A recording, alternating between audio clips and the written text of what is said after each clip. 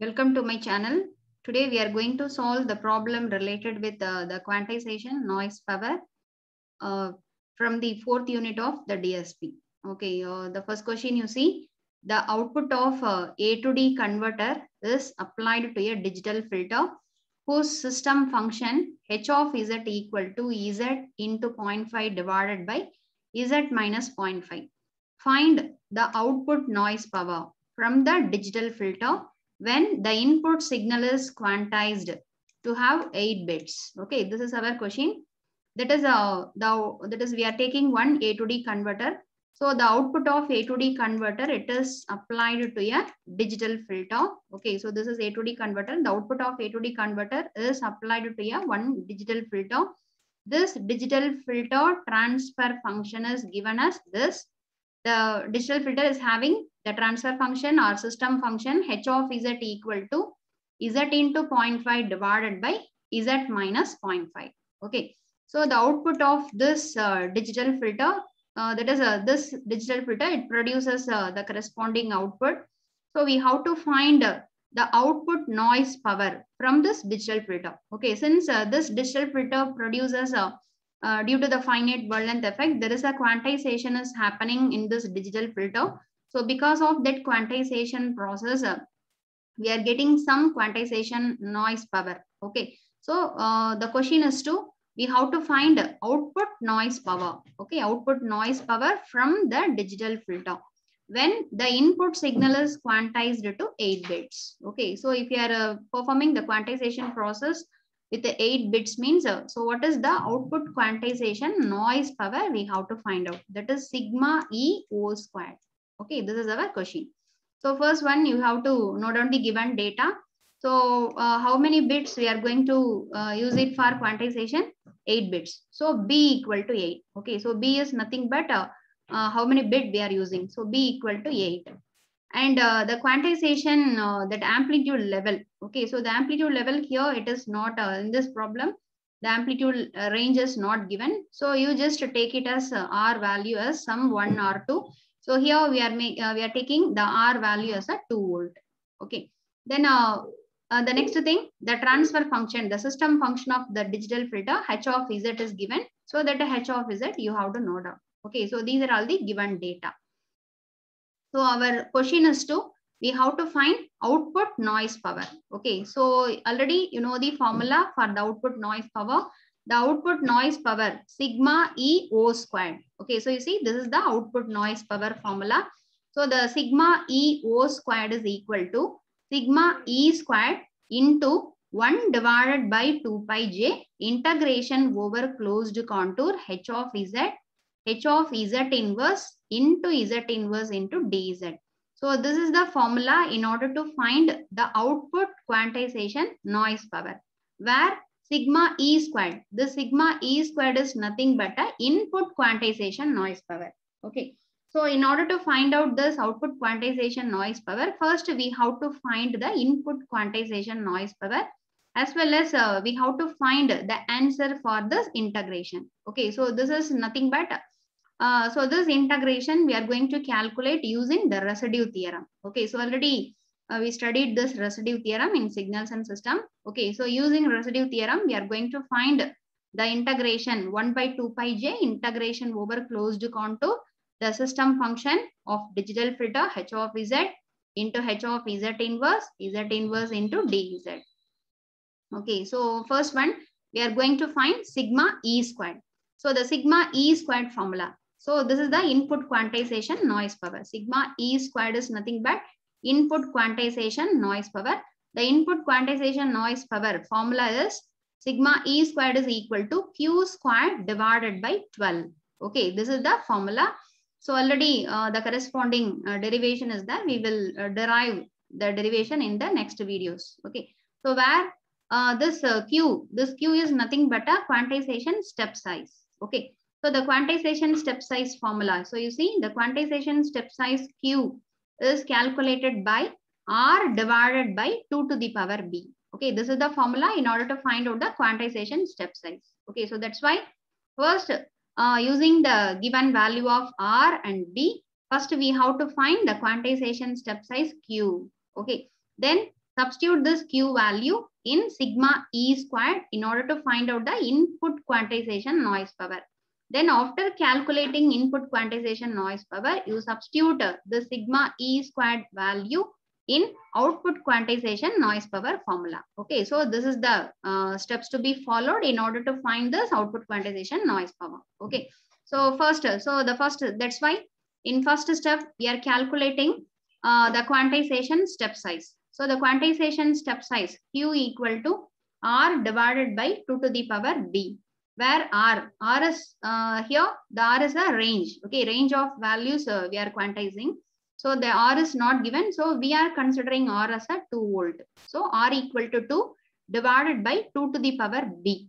So here B is a number of bits used to perform the quantization. So in our problem, that value is given. Okay, the quantization number of bits used is given. So you see the input signal is quantized to have 8 bits. Okay, so the B equal to 8. So 2 divided by 2 to the power 8. So it can be written as 2 into this 2 power 8 can be written as 2 to the power minus 8. So if you are multiplying, you can get 2 to the power minus 7. So this is the value of Q. Okay, then substitute this quantization step size value in input quantization noise power formula. So the input quantization noise power sigma E squared is equal to Q squared divided by 12. So you substitute this Q value. So 2 to the power minus 7 to the whole square divided by 12. Okay, so using calci, just calculate this. So the answer, we can get it as a 5.086 into 10 to the power minus 6. So this is the input quantization noise power. Okay, so this is the second step.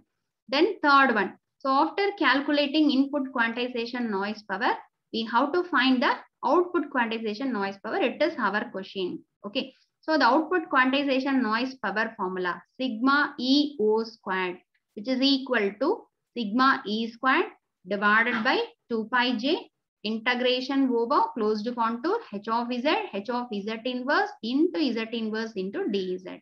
Okay, so where sigma E squared already calculated in the previous step, the answer is 5.086 into 10 to the power minus 6. Then except the sigma E squared, the remaining value we have to calculate. Okay, so 1 by 2 pi j integration over this.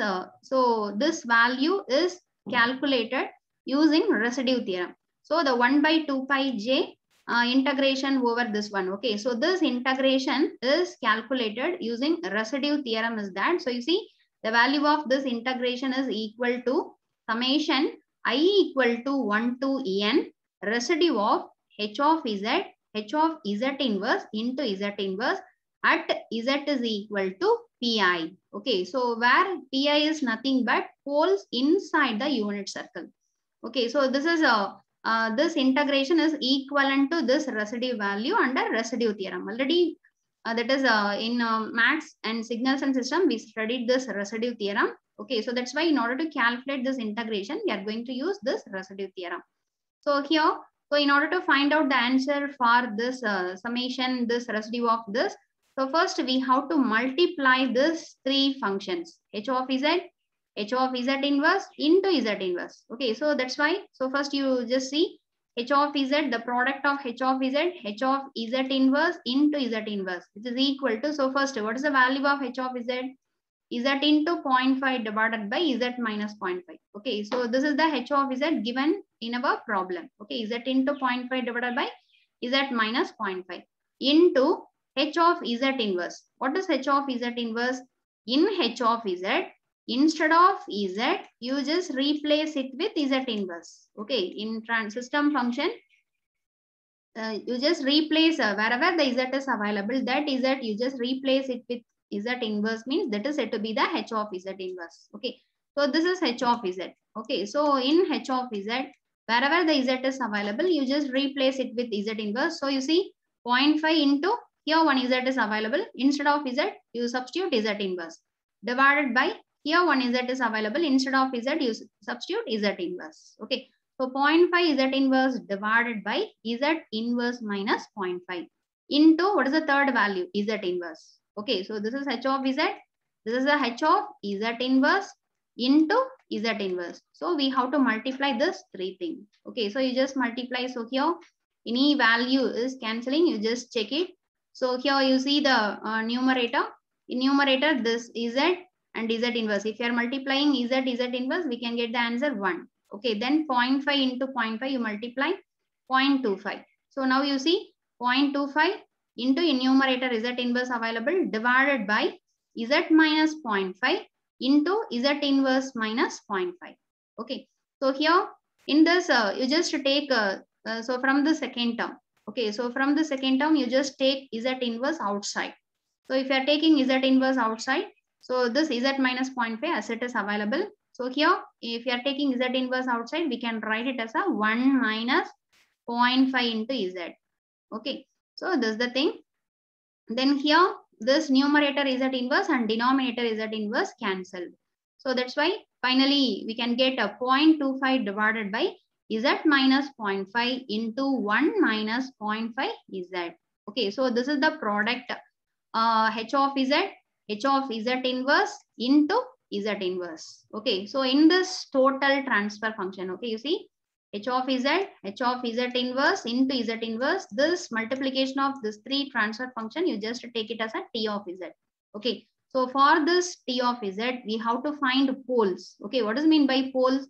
So this T of Z consists of numerator polynomial, it is 0.25 divided by the denominator polynomial. Okay, so the roots of denominator polynomial, we are calling it as a poles. Okay, so already you know the roots of numerator polynomial, we are calling it as a zeros. Roots of denominator polynomial, we are calling it as a poles. Okay, so here, so there are two poles. Okay, so the first pole is at minus 0.5 means what is the value of Z? 0.5. So the first pole, that is the first root of this thing is 0.5. And you see the second term, 1 minus 0.5 Z. So in this, what is the value of Z? So the value of Z is equal to 2. Okay, so how can you calculate here? You take 0.5 outside. Okay, so if you are taking 0.5 outside means we can write it as a, that is a minus 0.5, you just take it outside.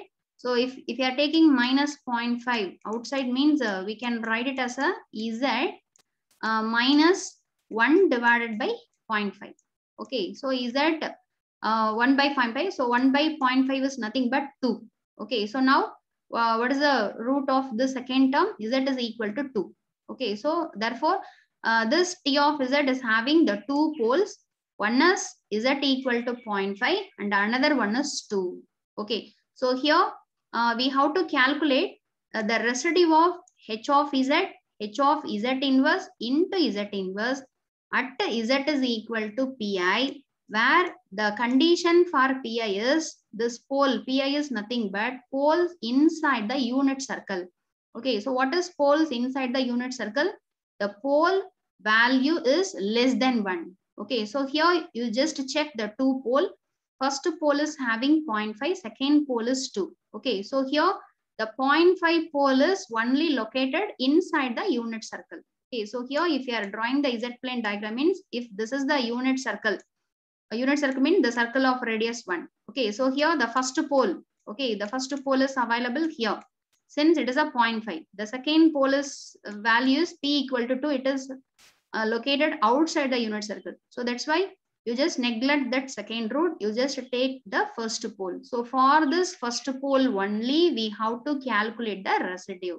Okay, so you see, so residue of H of Z inverse into Z inverse, we have to calculate it for only the pole Z equal to 0.5, not for Z equal to 2, since the second pole is located outside the unit circle. Okay, so the next step, we are going to calculate this residue value. So what is residue means? So the residue is nothing but that is similar to the partial fraction coefficient. Okay, so in partial fraction expansion method, we are calculating the partial fraction coefficient, you know, the same method only.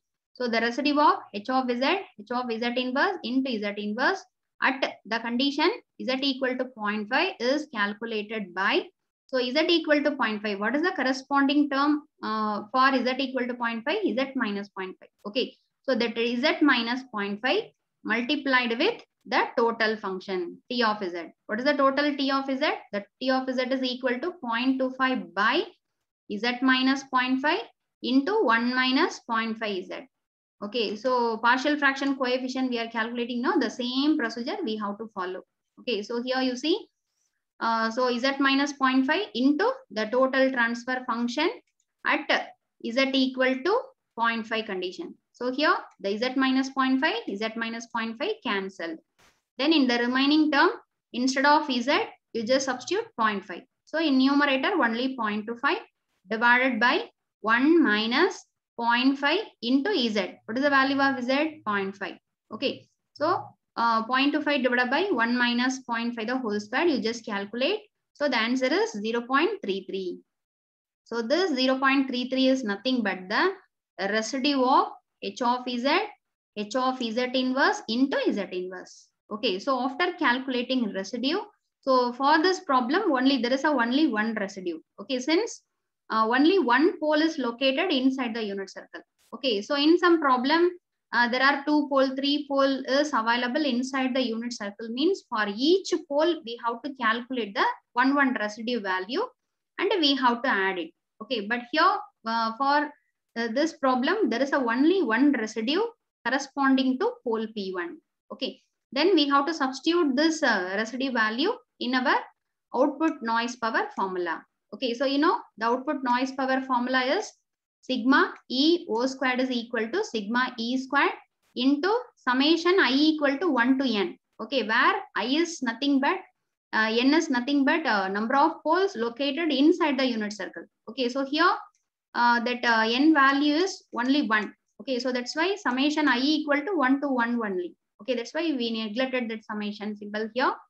So residue of H of Z inverse at Z equal to 0.5. Okay.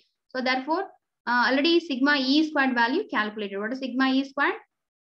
5.086 into 10 to the power minus 6. Okay. Into what is this residue value? Residue value is 0.33. So if you are multiplying, you can get the noise power is nothing but output noise power. Sigma E O squared is equal to 1.6954 into 10 to the power minus 6. So this is the output noise power produced by our digital filter.